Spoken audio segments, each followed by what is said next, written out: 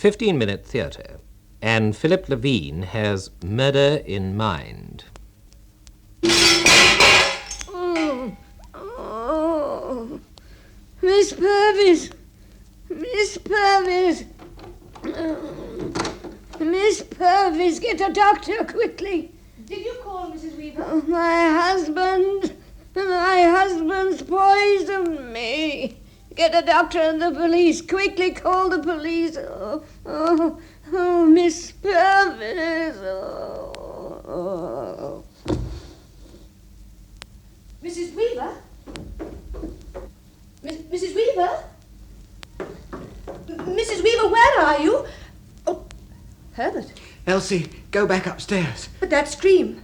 It was Agnes. She was crying for help. Please. She said something about poison. That you... No, don't go in there. Let me pass, Herbert, please. Oh. She's dead. Herbert, she's dead. What have you done? I didn't mean... I shall have to call the police. No, not yet. I'm sorry, but I must telephone. Elsie. It's no use, Herbert. Elsie, listen to me just for a few minutes. Then phone them if you want to. Please, I beg of you. What's the point? Please. All right. Wish I knew where to start. If I'd had any sense, I'd have left her years ago.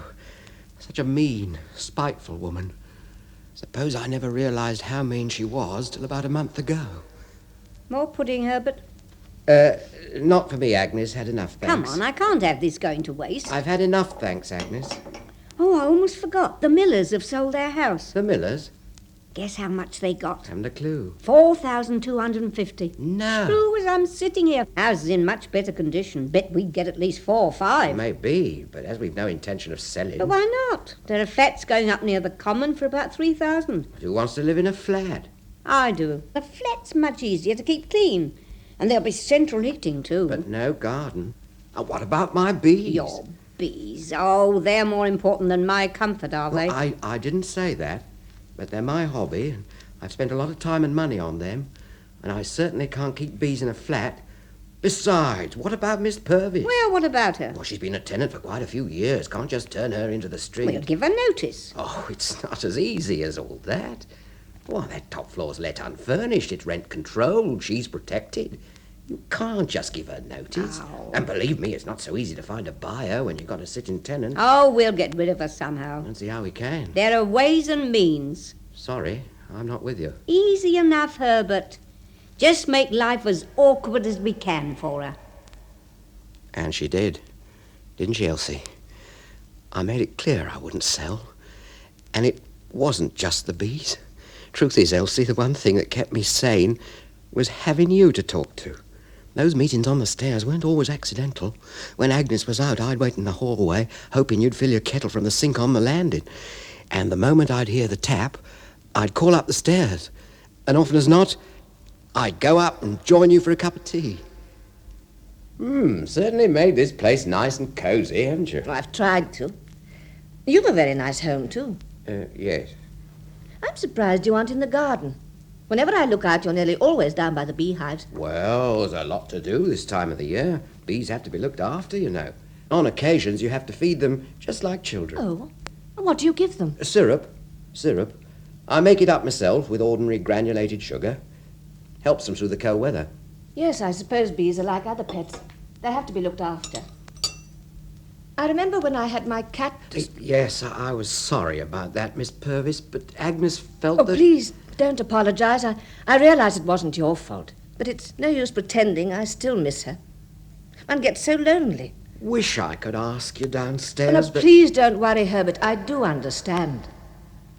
Yes, I think you did, Elsie. That's why I couldn't believe it when you passed me by in the street the other week, remember? I followed you across the road and called after you. Elsie! Oh, good afternoon, Mr. Weaver. I'm afraid I can't stop. I'm in rather a hurry. What's wrong? Have I done something to offend you? I think you know very well what's wrong. Well, I'm sorry, but I don't. You've put the house up for sale, haven't you? The house? Don't pretend. There's a card in the window of the estate agents. I've seen it. Oh, it's your property. You've every right to sell it if you want. And as a sitting tenant, I'm a liability, I realise that. But I won't be intimidated, I promise you. Look, I wish you'd explain. Mrs. Weaver told me that I'm not to use the bath anymore. What? She says it's on the first floor and not part of my flat. She's consulted a solicitor, I gather. Well, it's the first I've heard of it, Elsie. Believe me, I knew nothing about this. Now, leave it with me, and I'll talk to Agnes the moment I get home. Well, that's what I intended, but as I hung up my coat, she called from the kitchen. Herbert? Herbert, is that you? Yes, it's me. Come in here, will you? What's wrong now? Look at the jam. What? The jam dish on the table. Look, it's full of bees. Well, if you will leave the dish uncovered. If it wasn't bees, it'd be flies. It's not only the jam. They get into the larder, the bread bin, everywhere. Even the neighbours are complaining. You'll have to get rid of those hives. I won't, you know. They can't prevent me keeping bees. I've broken no regulations. But you might have some consideration. Well, look who's talking. Now, what's all this about the bathroom? Miss Purvis doesn't waste much time, does she? Invite you up for tea again? Oh, I'm not blind, her, but she fancies you, you know. Oh, for heaven's sake. Now, you listen to me, Agnes. You can't stop her using the bath. Can't I? The house belongs to both of us. I've a say in the matter. Her lease is for the top floor. It doesn't include the bathroom. Still set on moving, aren't you? That's nothing to do with it. No?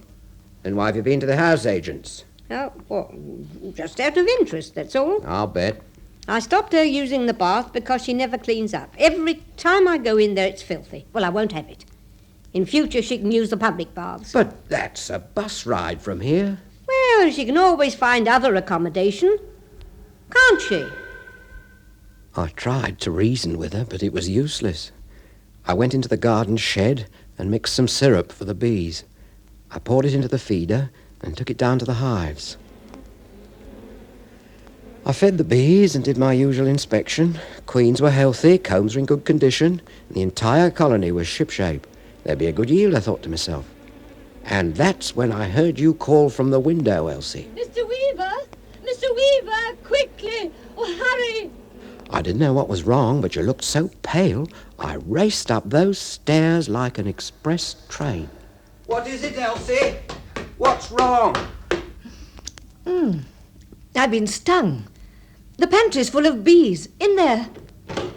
Oh, careful, Herbert. There's an awful lot of them. Please do be careful or you'll get stung. I'll just get this window open. That's it. Shoo! Shoo! Go on. Out you go. Look, I'm awfully sorry about this. It must have got in through the air vent. Oh, you're not to blame. It's my own stupid fault. The marmalade pot was open. Oh? I can't think how it happened. I haven't eaten any marmalade for days. How's the sting? Oh, it's all right. I've dabbed on some bicarb. The pain's easing now. As I came down the stairs, Agnes was sitting in the lounge, smiling to herself. Then yesterday, when I got back from work, I noticed there was something wrong with the hives. There were hundreds of bees crawling about near the entrance, trying to take flight, but they couldn't. Their wings were out of position and their bodies were all swollen and distended. When I examined the frames, there were dead bees everywhere. I couldn't understand it. The queens were dying too, and the hives were ruined. Some kind of disease, I thought. And if I hadn't bumped into you later on, perhaps I'd never have discovered the cause. But surely there's something you can do, Herbert. Afraid not. The queens are dead. And even if I got some new ones, the colony would have died out by then. Oh, I'm so sorry. Elsie, you haven't seen Agnes down by the hives, have you? No. Oh, Herbert, you surely don't think that Agnes would... Oh, wouldn't she? Well, I saw her in the garden a day or so ago, but she was up by the shed. The shed? You saw her go into the shed? No, not exactly, but she may have done. Herbert, what is it? Where are you going? I went straight to the shed. I keep a large tin of granulated sugar there. I unscrewed the lid and examined it. It looked all right at first glance. Then I saw some fine white powder among the granules, and as I emptied some into my hand, I noticed a smell, like garlic. I knew what it was immediately. Phosphorus. I'd bought some. I'm in trouble with mice. I quickly searched for the tin in my cupboard under the bench.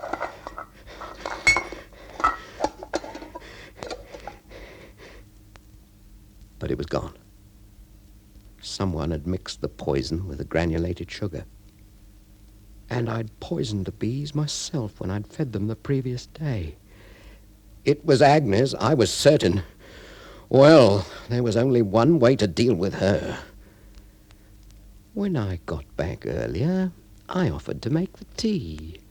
As I brought the tray in, she looked very surprised. Well, wonders will never cease. What's come over you?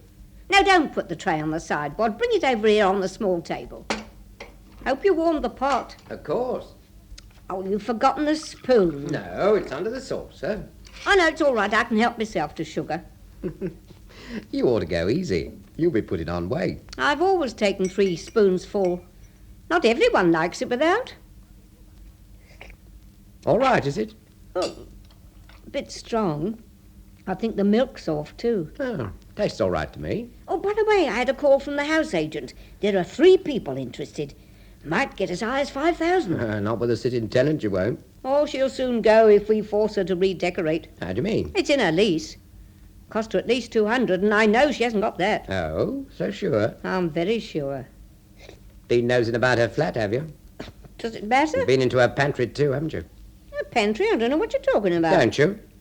Oh, whilst I remember, you've run out of sugar. Oh, there's enough here. No, the bowl was empty, and there wasn't any in the kitchen, so I took some from the shed.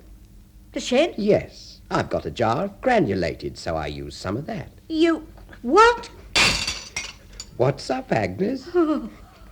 Don't you like the taste of phosphorus? Well, my bees didn't either. Very poisonous, and quick-acting too, they say. You gave it to me deliberately. Painful, is it? Well, you've only yourself to blame, haven't you? Oh, Miss Purvis! Miss Purvis, get a doctor quickly!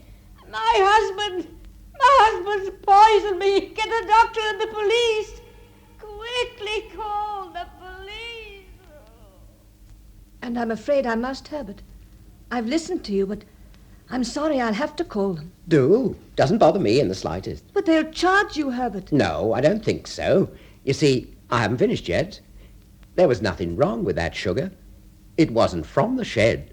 But you told Agnes... Oh, yes, I know what I told her. But the sugar in that bowl's perfect. The poison was in her mind. Mary O'Farrell, Moira Mannion and William Fox with Murder in Mind by Philip Levene. Production for the BBC by David H. Godfrey.